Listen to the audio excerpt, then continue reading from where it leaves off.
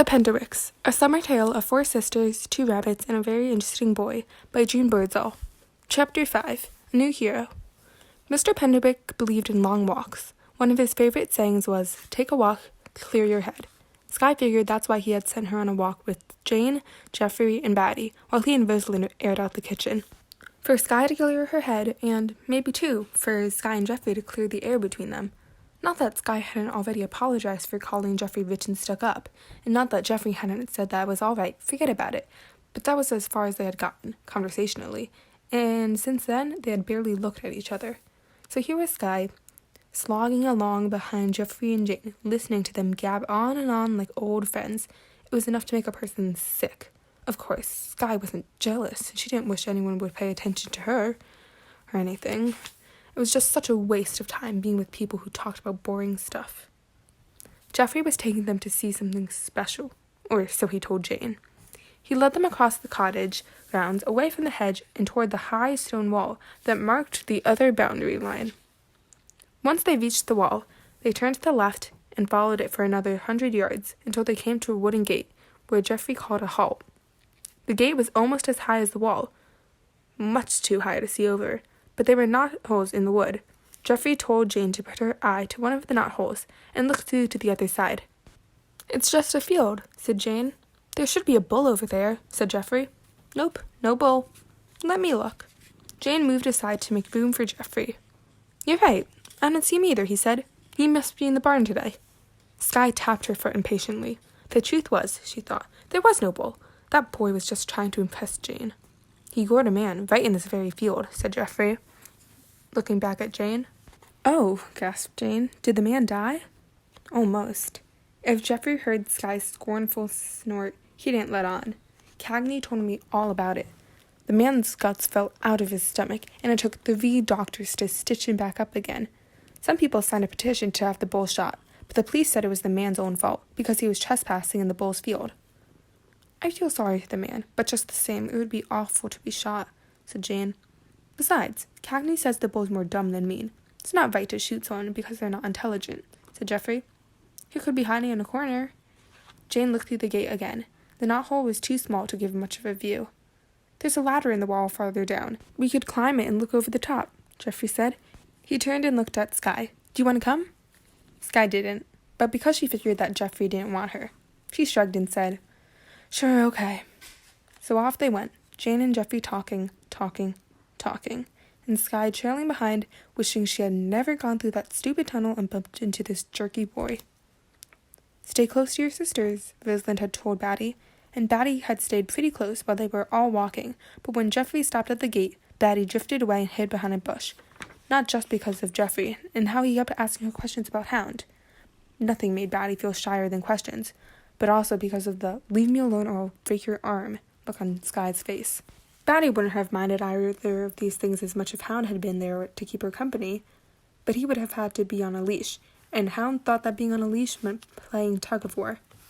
Batty peeked out from behind the bush. Geoffrey and her sisters were leaving. She knew she should follow them, but first she wanted to see what was on the other side of the gate. She had been too far away to hear about the man-goring bull. She crept out from behind the bush and over to the gate and put her eye to a knothole. What she saw was a field full of clover and daisies, with a barn over on the other side. Now Batty knew all about horses and their needs. There was a horse farm near the Penderwicks' home in Cameron, where Mr. Penderwick often took Batty to feed carrots to her favorites, Eleanor and Franklin. So she knew a perfect field for horses when she saw one. And while she didn't see any actual horses through the knothole, she figured that didn't mean there weren't any. They were probably being just out of her view. Horses could be shy too. The gate was locked and too high to climb over. There was, however, a gap at the bottom big enough to crawl through. Batty carefully wrapped her wings around her shoulders, flopped to the ground, and wiggled under the gate. Alas, no horses, not even a shy one. Batty looked this way and that, but she was alone on that side of the wall. Oh well, she would pick daisies instead and take them back to Rosalind to make into a chain. She headed toward the largest clump of daisies and bent to her task. All was at peace while Batty picked flowers and hummed a song about kangaroos. Above, the birds wheeled cheerfully across the sky. Below, the worms slid happily through the soil. In between, the summer breeze softly ruffled the clover and daisies. But soon the peace was disturbed. Across the field from Batty, the barn doors swung open as if shoved by something very strong. And here it came. Strong, yes. And big and black. The king of the field, the bull, sauntered out into the sunshine and proudly surveyed his realm. Skye lagged as far behind Jeanne and Geoffrey as she could, without being too obvious. By the time she finally bothered to catch up with them, Jeanne was already halfway up the ladder in the stone wall. Jeanne looked down at her and said, "Isn't Batty with you?" Skye had forgotten about Batty, but wouldn't admit it for the world. Watching over Batty was always the job of the OAP, or oldest available Penderwick, and without Rosalind, Skye was definitely the OAP. "She was hiding behind a bush when we were at the gate," said Geoffrey. "More showing off," thought Skye, who hadn't noticed Batty behind her bush. "Maybe I'll be able to spot her from up there," said Jeanne, then clambered to the top of the ladder and hoisted herself onto the wall. "It's wide enough up here to walk." "Be careful," said Geoffrey. "It's a long drop." "I don't see Batty," said Jeanne, surveying the cottage side of the wall. "She probably went back to see Hound." Skye hoped it was so. As annoying as Batty could be, losing her altogether wouldn't be so terrific. "Maybe," said Jeanne doubtfully. "I'll go back to look for her," said Geoffrey. "I'll go with you in a minute. Just let me look for the bull."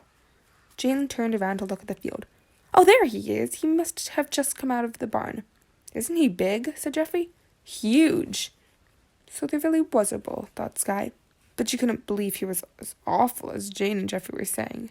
It was probably a small bull, maybe even a fat old cow. She would go up and see for herself, but Geoffrey was in between Skye and the ladder, and she'd stand there all day rather than ask him to move.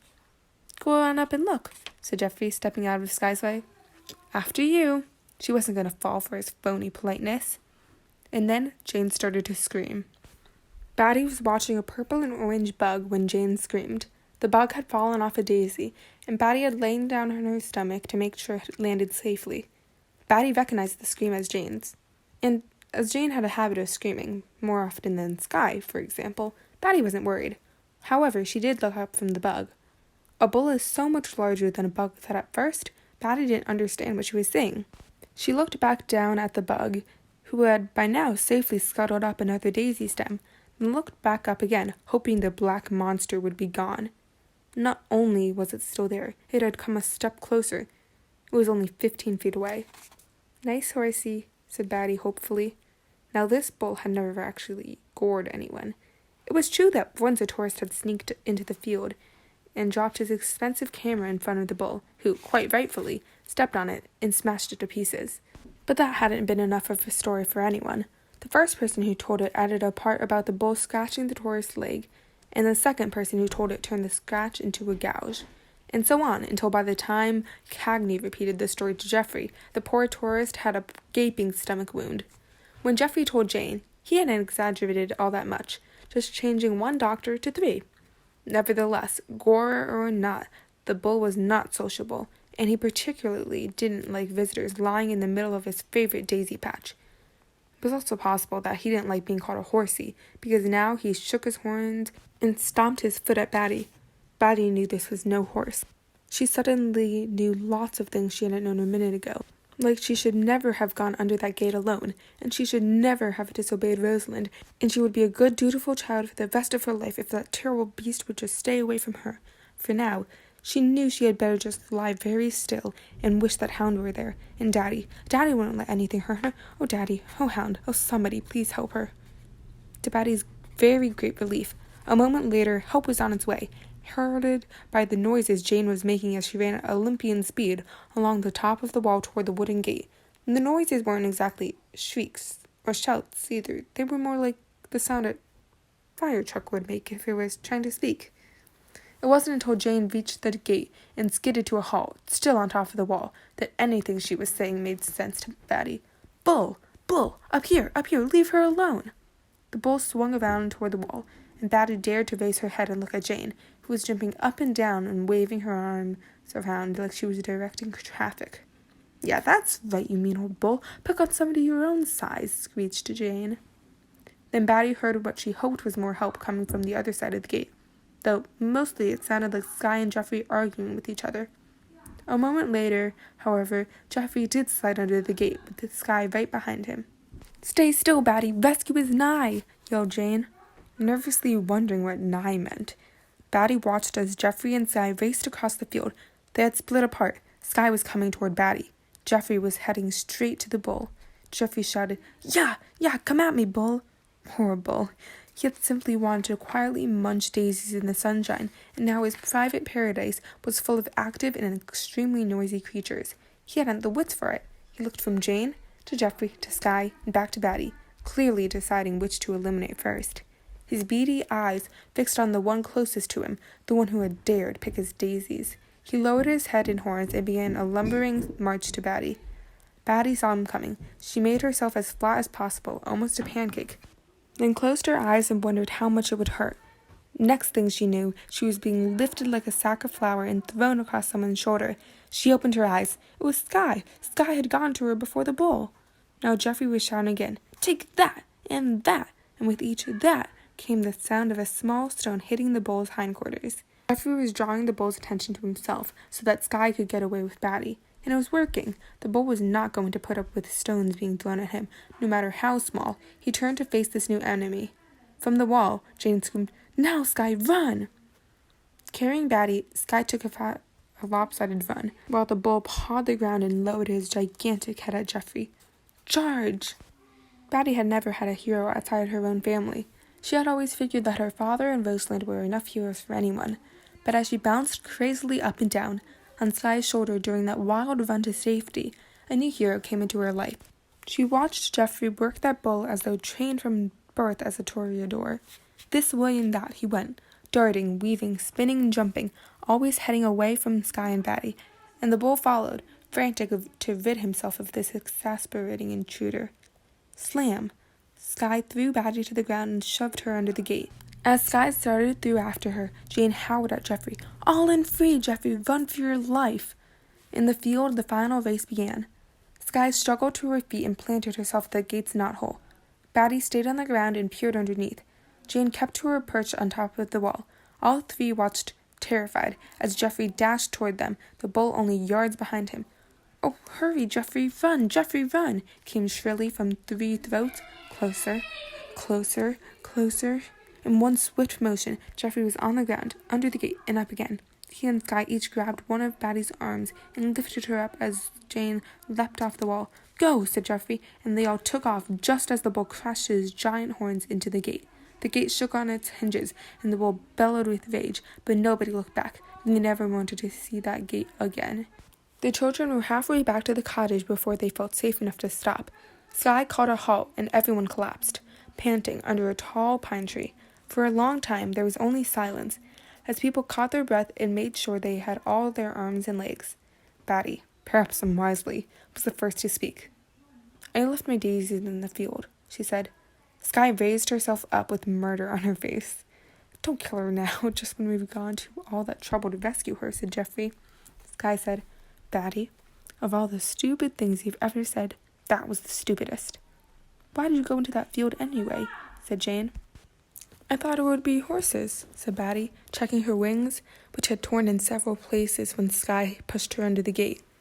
"Well, it wasn't horses, you idiot. You almost got us all killed," said Skye.